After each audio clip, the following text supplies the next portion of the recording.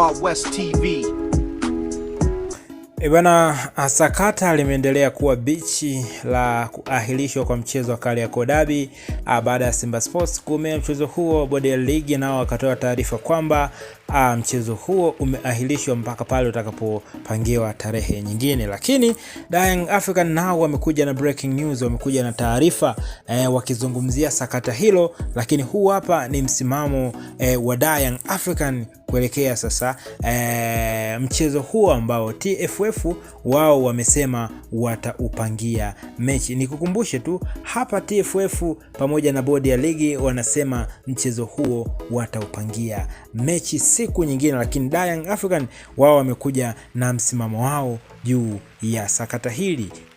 Katika msimamo wao mmoja anakuambia klabu ya Yanga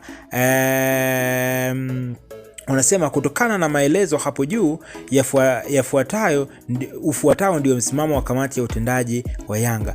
Klabu ya Yanga kupewa haki yake ya ushindi kama inavyoelezwa kwenye kanuni pindi timu moja inapogomea mechi, kwamba Yanga wao wanataka alama 3, Simba kwa nini amegomea mechi. Lakini kitu cha pili wanakuambia kamati ya utendaji wa Yanga imekubaliana kutoshiriki mchezo namba 184 kwa tarehe yoyote itakayopangwa, kwamba mchezo huu bodi ya ligi wamesema umeahirishwa, wataupangia tarehe, lakini Yanga wao wamesema mchezo huo wao wameshaucheza, hawataucheza tena.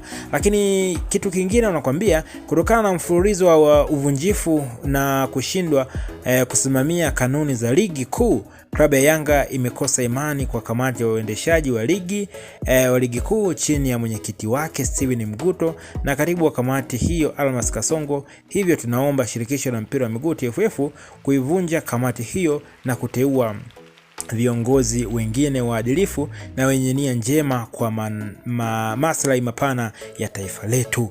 Lakini anakuambia mwisho, lakini sio kwa umuhimu, tunawaomba wanachama, wapenzi na mashabiki wa Yanga kote duniani kuendelea kuwa watulivu wakati uongozi ukiendelea na taratibu za kuhakikisha kuwa sheria na taratibu za uendeshaji wa mpira wa miguu na harakati za kudai haki yetu zinaendelea bana. Kama ambavyo umeona na umesikia, huo ni msimamo wa Young African baada ya bodi ya ligi kuahirisha mchezo huo na kusema kwamba itaupangia tarehe nyingine. Tuandikie pia maoni yako katika sehemu ya comment. Unafikiri hili lina afya au lina taswira gani katika soka letu la Tanzania?